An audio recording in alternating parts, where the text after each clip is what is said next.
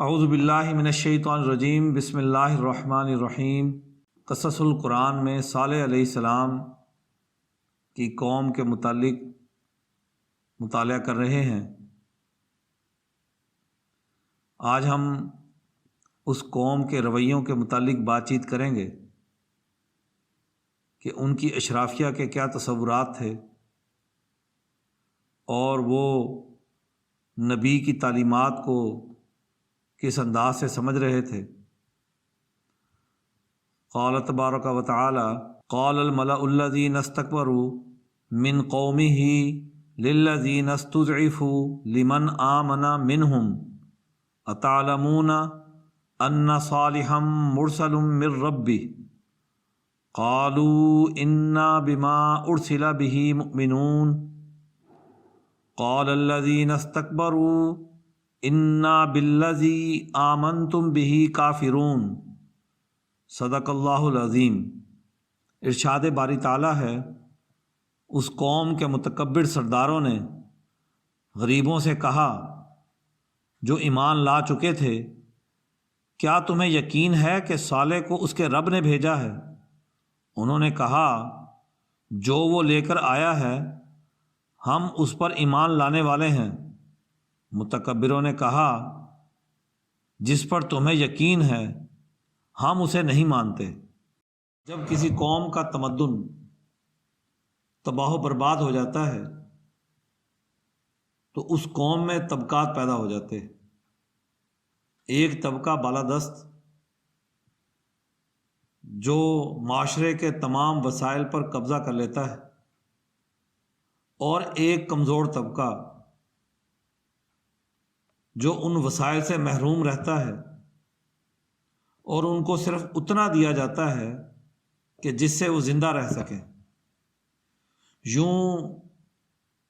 ان کی صحت بھی تباہ و برباد ہو جاتی ہے اور ان کی زندگی کی پوری توانائی اور جد و جہد اپنی بنیادی ضروریات کو پورا کرنے میں لگ جاتی ہے۔ پھر ایسے ظالموں کو ڈرانے کے لیے اللہ تعالیٰ انبیاء کو بھیجتے ہیں، لیکن اس قوم کے متکبرین، وہاں کے حکمران، وہاں کے طاقتور طبقات، وہ اپنے تکبر میں اتنا ڈوب چکے ہوتے ہیں، اتنا گمراہی کا راستہ اختیار کر چکے ہوتے ہیں کہ وہ اپنی ہر بات کو حق اور اپنے ظلموں کے خلاف اٹھنے والی آواز کو ناحق کہتے ہیں، اور وہ یہ سمجھتے ہیں کہ ساری طاقت تو ہمارے اندر جمع ہے، تو اب اگر کوئی ہدایت آئے بھی، اگر کوئی بھی کام ایسا ہو تو وہ ہم ہی میں سے کسی کے سپرد ہونا چاہیے، اس کے لیے ہم ہی میں سے کسی کا انتخاب ہونا چاہیے۔ چنانچہ صالح علیہ السلام کی قوم میں بھی یہی بات انہوں نے کہی کہ کیا تم جو چیز صالح پہ اتری ہے اسے مانتے ہو، اور یہ کہ صالح علیہ السلام جو یہ کہتے ہیں اپنے رب کی طرف سے بھیجا ہوا ہوں، تو کیا تم اس بات کو مانتے ہو؟ تو قوم تو کہتی ہے کہ ہم صالح کو بھی مانتے ہیں اور جو اس کے اوپر وحی آتی ہے اسے بھی مانتے ہیں، اور وہ جو تعلیمات پیش کر رہا ہے جو اس کے اوپر اللہ کی طرف سے نازل ہو رہی ہیں ہم اس کو بھی مانتے ہیں۔ اب ان کا خیال یہ ہوتا ہے کہ نہیں، یہ تو کمزور لوگ ہیں، ان کی باتوں کی کیا حقیقت، بلکہ وہ تو ان کو جاہل سمجھتے ہیں۔ یہ عام طبقہ چونکہ بنیادی وسائل سے محروم ہوتا ہے، مظلوم ہوتا ہے، ظالموں کے خلاف کوئی کردار نہیں ادا کر سکتا، تو اب ان کو ان کے حق میں کوئی بھی آواز دینے والا، ان کے لیے کوئی بھی آواز اٹھانے والا جب آتا ہے تو یہ اس کی طرف لپکتے ہیں، اس کی طرف جاتے ہیں۔ شرط یہ کہ وہ سچا ہو، انبیاء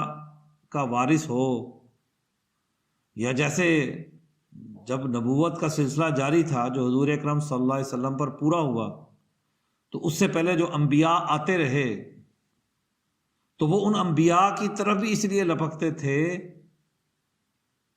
کہ وہ ان کی حق میں بات کرتے تھے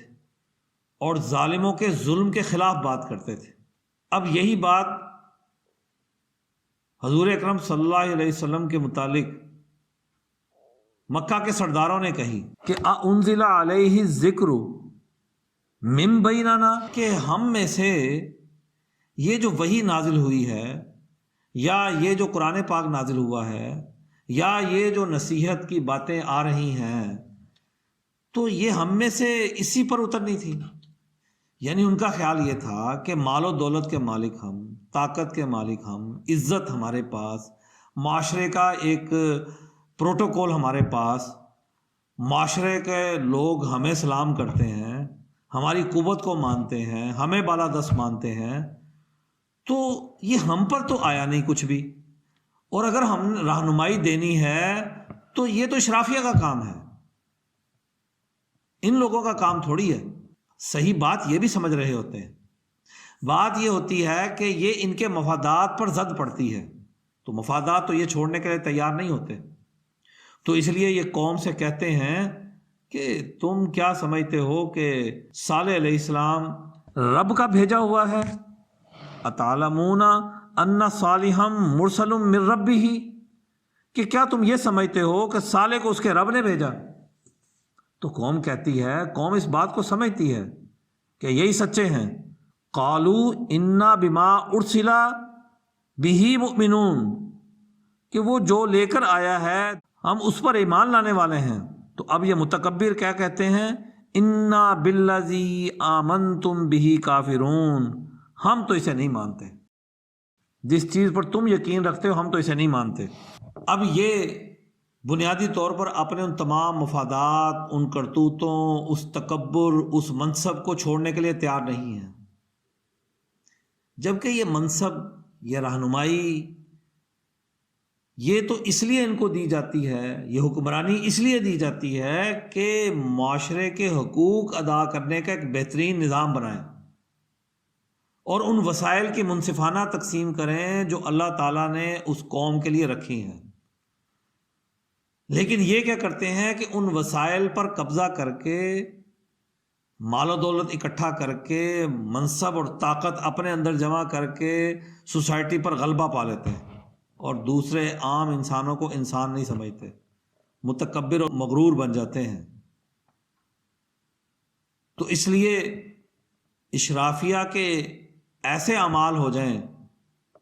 تو پھر وہ ہدایت کی بات بھی قبول کرنے کے لیے تیار نہیں ہوتے،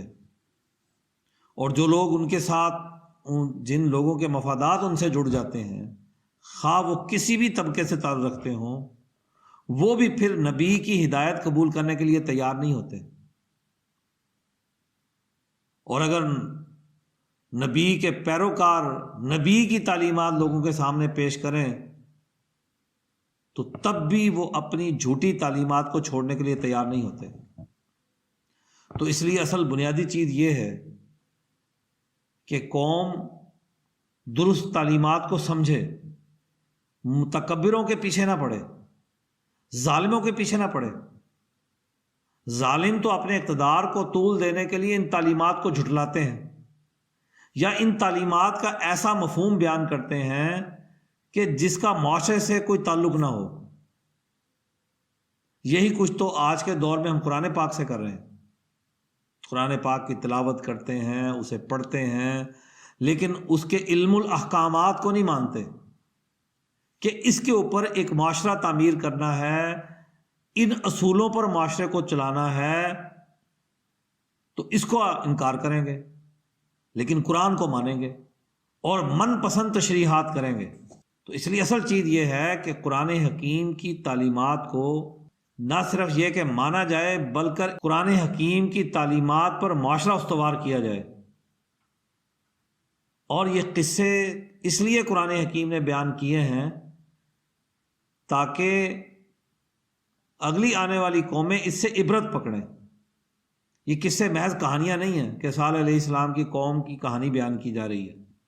بلکہ اس لیے کہ آج بھی انسانوں کے درمیان یہ طبقات پیدا ہو جائیں، متکبر لوگ ان کے اوپر حکمران بن جائیں، تو وہ معاشرے کا تمدن تباہ و برباد کر دیتے ہیں اور انسانوں کو وسائل سے محروم کر دیتے ہیں۔ تو یہ واقعات اس لیے بیان کیے جاتے ہیں کہ ان کو پڑھ کر قومیں عبرت حاصل کریں اور شعور پیدا کریں اپنے اندر۔